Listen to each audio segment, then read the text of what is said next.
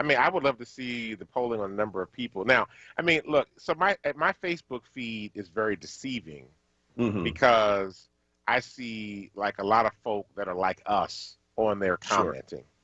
But the folk that I was looking for comments from last night were my nephews, Hmm. right? And to see if they were watching the debate or they had any comments on there. Probably should have looked at Twitter or Instagram to see what people were posting there because they now say Facebook is for old people. But I they do. But I didn't look at those places because I'm old and I look at Facebook. So, Well, um, well, well, well. I looked at. Let me tell you what I looked at because I want to. I start off by saying I know how we're thinking because everybody is in the echo chamber. Everybody, yeah, black, yeah, white, yeah, everybody. absolutely. Our views are reinforced. People who listen to us, with the occasional person who just listens to us just to disagree, most probably agree to some, to some level with what we're saying. But I went to the Des Moines Register, the paper of record in Des Moines, Iowa, Hmm. to see how they were covering it. And so they chose on their website to post this story. They went to the USA Today. USA Today had like a dozen stories about the debate review, and most were the headlines were mostly critical of Trump, Hmm. as I think almost everybody is. This is the one they chose to run with. Listen to the headline. Quote, China ate your lunch, Joe, end quote. Trump Biden end insult filled debate filled with interruption. So for them in Iowa, it's not that Trump wouldn't denounce white supremacists. It's not that Trump sidestepped, why he has these, huge like crowded events with people without masks. But for them, they're focusing on China and opening with Joe Biden basically being hit hard by Donald Trump around China. That's Iowa. Yes. Well, but So that's because of the farm subsidies, right? So that's I that's got you. why. Yeah, yeah. But my point though is that we watch it and think like, oh God, everybody saw how racist he is. Everybody saw this guy. The bullying, the fact that he would talk about Bo Biden, who served in the military. Both of Biden's sons served. Trump, none of Trump's children are served in the military. Nope. Trump didn't serve in the military. His father didn't serve in the military.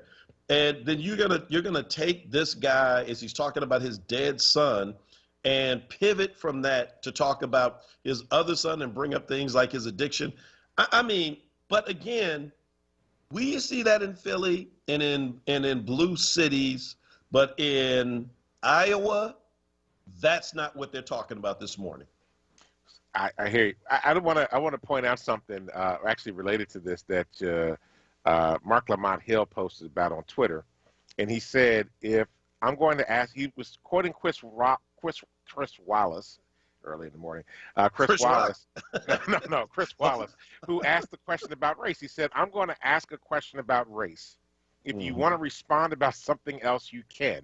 And Mark Lamont Hill said, "That's America in a nutshell, right?" So Chris Wallace asked Trump about race and then gave him an out. Then gave him an out, right? We didn't do Yeah, that to any other subject, but he gave him an out on. I remember that when he yeah. did that. And it's like, this is part of the problem too. We don't really want to have a conversation about this at all. We don't want to.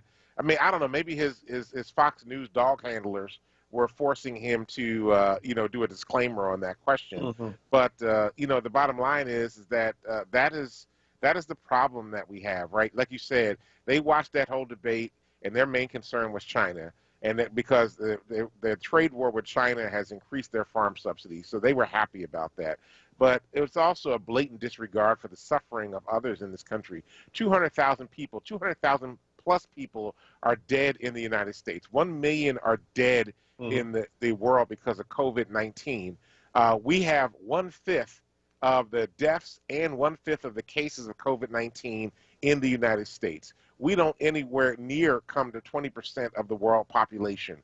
For a country that is supposed to be so technologically advanced, the country that's supposed to be so much better than everybody else, the defenders of the world, we can't defend ourselves from a virus that came to this nation because we have an idiot of a president who doesn't care about the lives of the people. What he cares about is the economy and putting profits before people. He bragged last night about the fact that we should get schools open and that kids, even though the rate of children's infections for COVID-19 is up to almost 10% across the country, he wants to open up schools. He wants to open up colleges.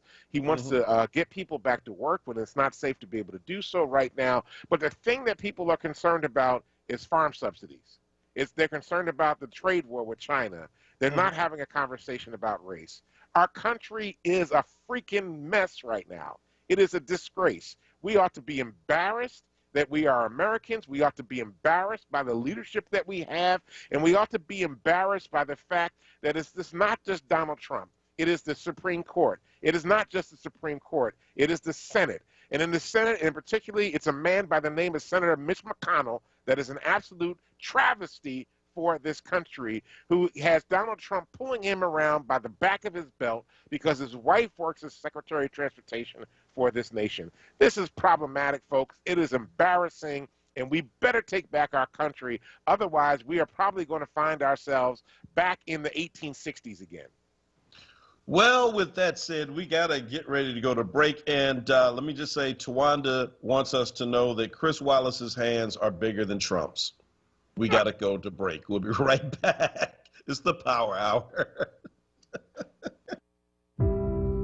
Former Vice President Joe Biden. We have to let people know we're listening, that we not only understand their struggle, but they understand the fact they deserve to be treated with dignity. Senator Kamala Harris. Part of the point of freedom is to be free from brutality, from injustice, from racism, and all of its manifestations. But they're not getting a chance now. Joe Biden and Kamala Harris have a real plan for police reform. It means creating a national standard on use of force and conditioning federal funds for police departments on adoption of that standard.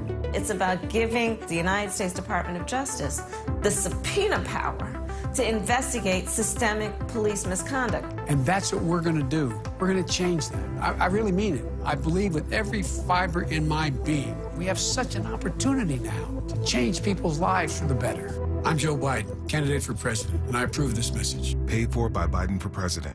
Be heard. Want another way to join the conversation? Follow us on social media using the hashtag onWURD. Be heard. Stay connected to Word Radio. Independent Black Media. Are you hungry today? Have your taste buds been sufficiently pampered? Call Eatable Delights for succulent and juicy turkey wings, no-filler crab cakes, or tender smoky beef ribs. You can pick up curbside or get delivery in Philadelphia, Montgomery, South Jersey, Delaware, and Bucks County. Call 215-236-3900 or stop by 1540 Wadsworth Avenue. That's 215-236-3900 because even your taste buds deserve pampering. And tell them Solomon Jones sent you. Keeping you informed. As a community service, Word Radio and the Black Doctors COVID-19 Consortium wants to keep you informed about where you can get no-cost, barrier-free COVID-19 testing this week. Tuesday, September 29th, from noon till 5 p.m. at Sharon Baptist Church, 3955 Conshohocken Avenue. Thursday, October 1st, from 4 p.m. till 7 p.m. at New Covenant Church of Philadelphia, 7500 Germantown Avenue. And Saturday, October 3rd, from 10 a.m. till 2 p.m. at Mount Airy Church of God in Christ, 6401 Ogons Avenue. Stay informed and stay well with Word Radio. 96.1 FM and 900 AM WURD. Now, a traffic update on Word Radio. Good morning. This report sponsored by CVS. A bit of volume picking up southbound 95 now from Common down through Bridge through the work zone. Again, Betsy Ross through Girard, northbound not bad. Westbound volume delays 8th Street through the Schuylkill Expressway. Schuylkill westbound, you're getting heavy University through 30th through construction. West of that, not a bad ride eastbound side. Montgomery through the Vine Expressway. A bit slow. PA Turnpike and the Blue Route 476 still looking good there this morning. In New Jersey, accident on the New Jersey Turnpike. It's southbound between the Walt Whitman Service Plaza and exit 3 for 168. That involves a jackknife tractor trailer. CVS pharmacists have a proprietary search tool that analyzes ways to help lower your prescription costs. Come in or call today to get a free prescription savings review at CVS. Savings vary. Not all patients eligible for savings. Ask pharmacists for details. For more traffic information, log on to sigalert.com. Jim Bachman with your Philadelphia area traffic. You're listening to Word Radio, 96.1 FM and 900 AM WURD, independent black media. Welcome back to the Power Hour of Mark Kelly Tyler and Dwayne Royster. We are back live on Facebook. For those that were following on Facebook, maybe switched over to the radio. We're back live on Facebook. You can find us on Word Radio on Facebook and on YouTube Live as well. I just completed a rather lengthy rant for the morning. So we're continuing to have conversation about the debate last night and the focus of, just trying to get America back again, to get America back to some sense of normalcy and decency and respect. Well, look, we have time for just a few callers this morning. You can give us a call at 215-634-8065. Again, 215-634-8065 or 1-866-361-0900. Again, 1-866-361-0900. So let's just talk about the fact that, wake up this morning and when you've had a presidential debate and a group like the Proud Boys is celebrating and high-fiving each other, that ought to tell you something about the level of the debate. And that ought to tell you something as well about, where the country is right now. And so, again, it's really, this election is it's in our hands in one sense, because we do need to show up, we being black folk, right? But it really is in the hands of a whole lot of white folk right now who have to make a decision about whether or not, so your point about Iowa, for example, is important.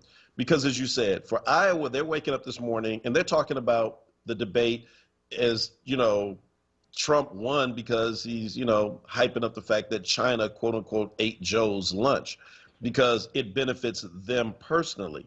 So we have to decide, is this a country where we're only driven by what is good for us? Or are we going to be a country that is driven by what is good for all of us? Because what is good for you is ultimately in the long run good for me. It comes back to the conversation about the mask, right? And, people who are going off about wearing a mask because it infringes on them. Ironically, it's the same people who want to tell women what to do with their bodies, but all of a sudden now it's my body. You can't tell me what to do with it. That aside, we talked about wearing a mask because it actually helps other people. And, and so I just think that's always been a part of what is torn at the soul of this country, the rugged individualism versus, caring for others, love your neighbor as you love yourself, so to speak. When you look at how Africa has handled this disease, how Asian countries have handled this disease, they've been able to keep it down because in those cultures, they put family first. They put other people first. And again, I exist because we exist, is the old African proverb. And I don't see that enough in this country. And I think at the end of the day, that's also on the ballot right now. Yeah, I do think that all of that is on the ballot and a whole lot more. I just, honestly, I just don't know what to make of who we are at this moment. Look, I'm not saying it's who we've always been. Well, maybe it's just coming to the surface again, right? Maybe, in the age of political correctness, we hid a lot of, we suppressed a lot of our real feelings, right? And now it's like people are like, oh, I can be free to be the racist, sexist, homophobe that I am, right? And just say it and not really care one way or the other. Maybe that is really what it's coming down to at this moment, that the real feelings are coming out because people feel like they can be they don't have to be politically correct and just speak their truth, which is only people who are right are white. That's what they want to say. Listen, this is a moment where the level of just blatant hypocrisy. Donald Trump is literally shameless.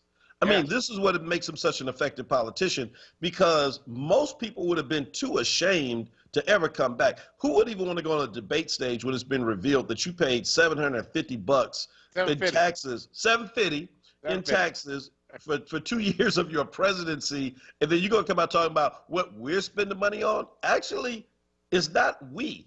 We are spending money on it. You are really not doing anything because You're not paying taxes. You're actually taking money from us, you know, and getting tax returns. But here's the ultimate expression of his shamelessness.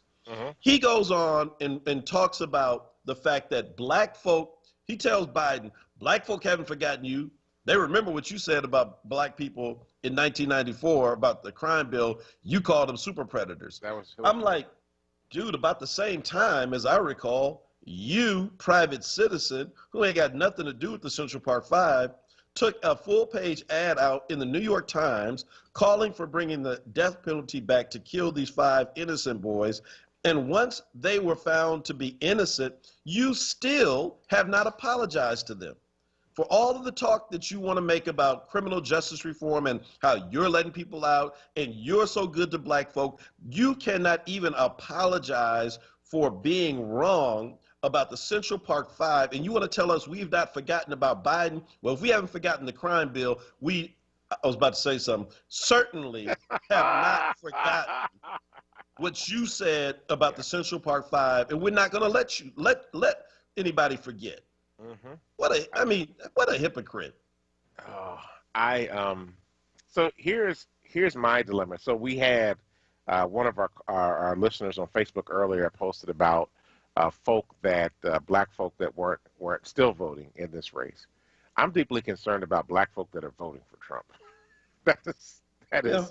That is I'm like, after watching that, how can any person with sun-kissed melanated skin, right? I mean, that would include Latinx folk too, right? Asian Pacific Islanders, indigenous folk. How can you vote for that man? Right. Well, self-interest. What self-interest is that, though? What I mean, I'll tell you. Life expectancy is self-interest, right? No. Well, yes, it is. But so, I was looking at Raphael's comment earlier about a lot of Asian descendant people and a lot of Latinx people are also voting for Republicans. Now, Raphael attributes it to the fact that they've got wealth and that's why they're doing it. That may be true for some of them, but let's be honest. A lot of them are just as poor as everybody else, just like poor white folk. Absolutely. So for poor white folk, they do it, I think, to aspire to, because they see in Trump who they aspire to be in the Republican Party. But let's talk about race in its fullness, that there is nothing more American than coming here as a person of color and wanting desperately to be accepted by white people.